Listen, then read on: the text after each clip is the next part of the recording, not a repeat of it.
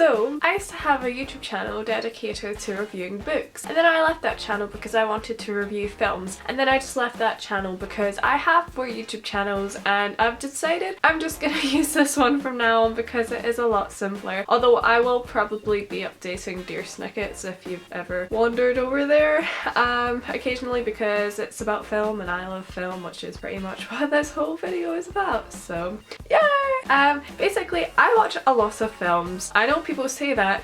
I watch a hell of a lot of films. It's kind of sad, but I want to make films, so what better way than to watch films to learn what I like and how to do it, I guess.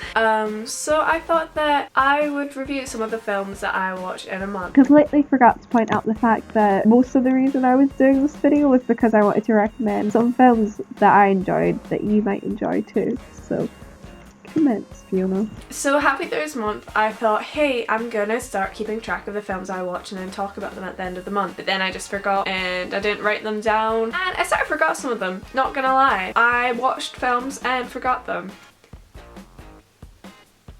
At the same time, I watch so many films a month that if I was to sit and talk to you about them, like all of them, it would be so long and we would all be graduating everything by the time it was finished. So I'm gonna tell you the ones I remembered because they obviously stuck in my mind. So these were sort of my favourite and the most like, Well, that sounded, yeah.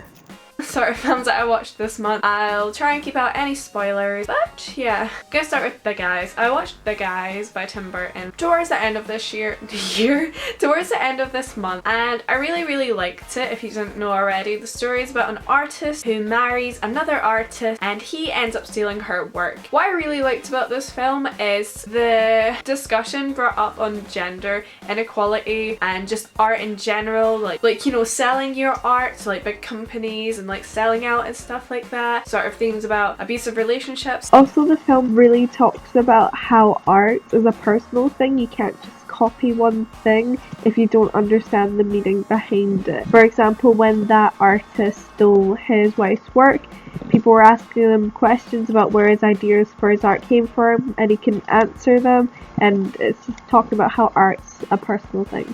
Overall, really loved it. Obviously, Lana Del Rey is on the soundtrack, so as you can see here, yes, Lana, yeah. I love Lana Del Rey, that's not already apparent in my whole YouTube channel. I don't really understand what I wrote, but this is it. I love how Tim shows humour in Keen's ignorance. Keen is the man who steals his wife's words. For example, the way he just does not understand his wife, especially when it comes to equality. That like he just doesn't understand why she would be upset that he was stealing her work, or upset about the way that he was treating her. And like it's quite funny, but it's also really like raging. Like I'm like, oh my god. The fact that he's treating her badly is not what's funny, obviously, but the fact that he's so oblivious to why his wife is upset and how he's so oblivious to the inequality that she's facing and the struggle she's going through. Like, it's so hard to comprehend how he's not seeing it. The humor lies in how stupid the director and the actor is making like the character out to be. Like, he's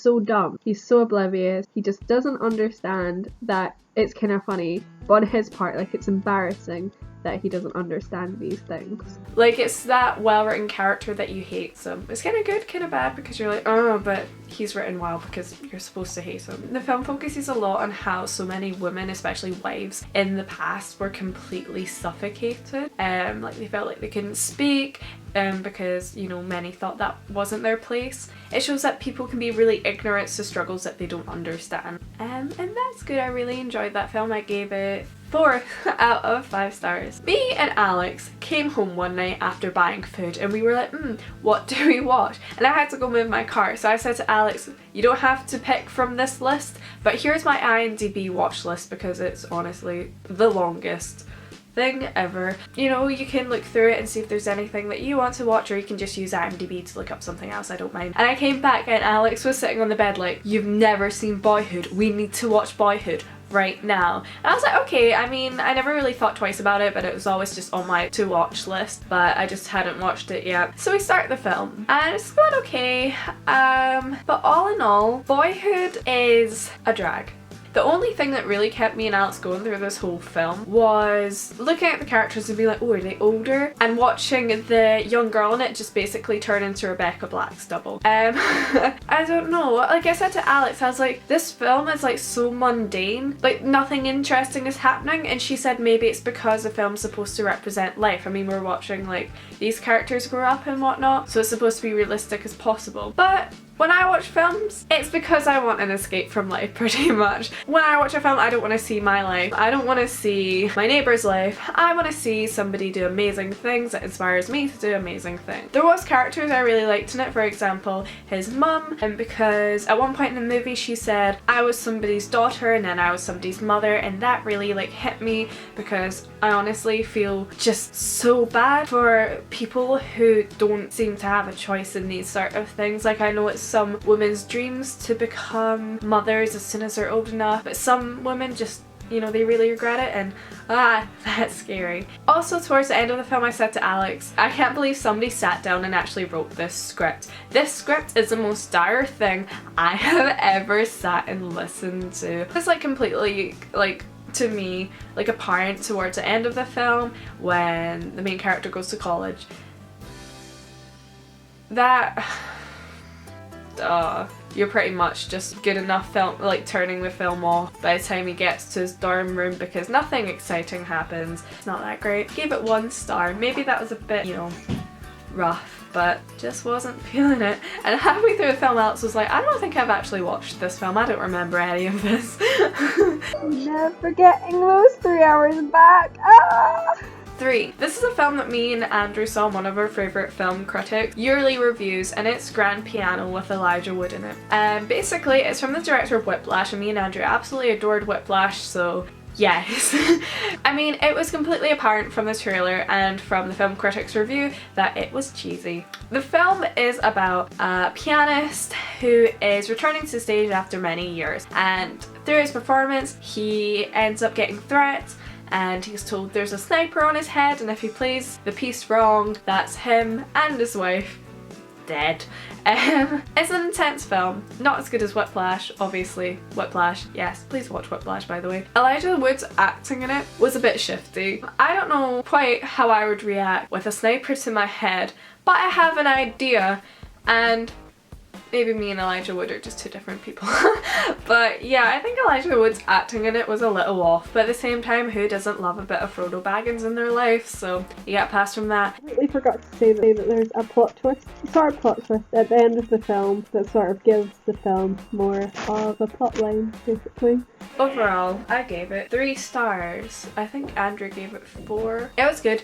Good music, loads of interesting shots, ones which I wasn't quite sure of. I mean, there was like shots that were completely like sideways and ones that were just like squinted. I mean, it just like sort of gave the idea that this piece that Elijah Wood was playing was very like complex or whatever. I just didn't like it. Like, I just didn't like these shots and how like things were framed, but Andrew really liked it, so I guess it's just personal opinion. And then me and Andrew also watched How I Live Now, which I was really excited to watch because although I haven't read the book, the idea of the book was so exciting. Yes, it's about basically World War III in modern Britain. Absolutely terrifying. War scares me to my core and also pisses me off to my core. I'm one of these people who pretty much despises many relationships in film, and I'm not just a cynic. I love relationships. When I see a cute couple, I'm just like, yes, I'm so happy for you, and obviously I am in a very cute relationship too.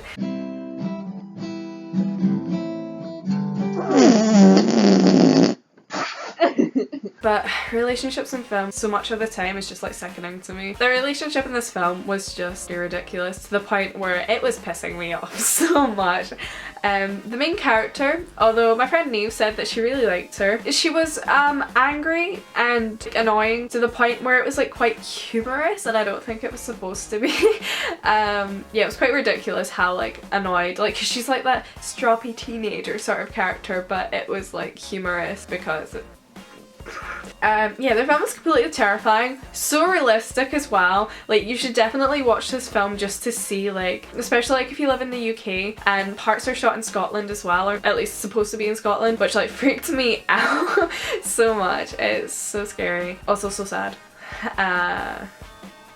Yeah, I quite like that film. I would give it like a, yeah, I would give it a 3. Although for the whole time the like main character was just like annoying me so much. Like I was shouting at her like, listen, I don't care about your relationship because this person needs help and you shouldn't be doing this and blah blah blah blah blah. There's a scene in this film and it's a rape scene and I just don't understand why it's included in the film. Like basically it came on and I can't deal with that. Like I just can't, and like Andrew had to watch it and tell me when I could come back, like when it was over, and I was like, what actually happened during it? And he said nothing really. I mean, like it didn't develop the plot at all, and Andrew said maybe it was put in to like show you how corrupt the world is at this point, but I'm like, that happens every fucking day. Like I don't know why that was like put in the film, but I do know that if I was in that cinema I would have walked out because I just think it really wasn't needed. It didn't develop the plot at all, didn't like have any character development at all. It just made me really like mad and upset, so 2.5 stars for that reason, because that just really annoyed me. And if somebody would like to explain to me why that scene was added and what it brought to the film, feel free to do so in the comment section below, but I'm gonna end with my favourite film of the month. It was so amazing. I watched Roman Holiday with the lovely Audrey Hepburn in it. Roman Holiday is so amazing. It's a black and white film about a princess. Who doesn't love princesses? If you're subscribed to me, you love princesses, because here I am. Audrey Hepburn's a princess. She runs away. I love when princesses run away. It's like Mulan. Yeah, she runs away and she experiences the world, and she's very naive.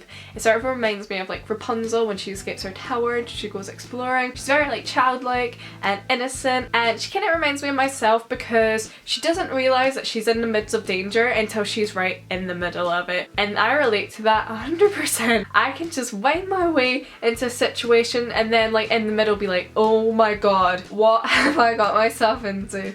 Awful. But also I feel like I can be quite passive while watching a film. Some films have got me like, film on this side, Tumblr / Facebook / Twitter / Instagram on this side.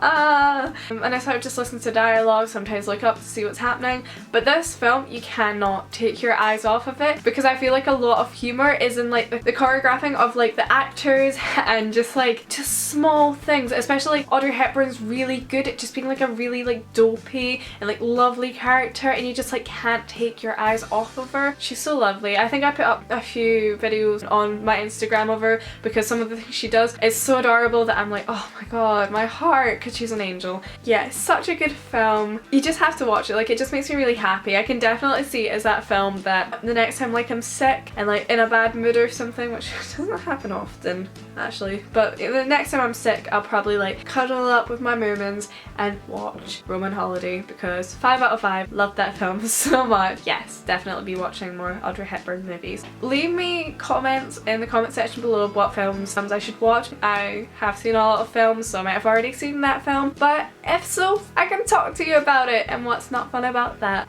Yeah, film suggestions definitely always welcome. I do know one film that I'm watching next month for sure because Andrew got me it today. I didn't know it was out today, but it is. Moomins on the Riviera. Moomins are like the love of my life. They make me so happy. I don't know, it's something about their faces that just brings me so much joy, and when I watch them before I go to bed it just makes me like so calm and I love the Moomins so much. Cried a little bit when he gave me the DVD because I love Moomins. So I'm excited to watch this. It is 74 minutes. I am so psyched. Yay! This video has just been so much rambling. So sorry. Tell me if you like these sort of videos, where I will be doing like a film roundup video once a month. At the end of the month I'll probably post it either the first day of the new month or the last day of the old month. Yeah, if you want to subscribe, and if you want to be my friend, be my friend. Yeah.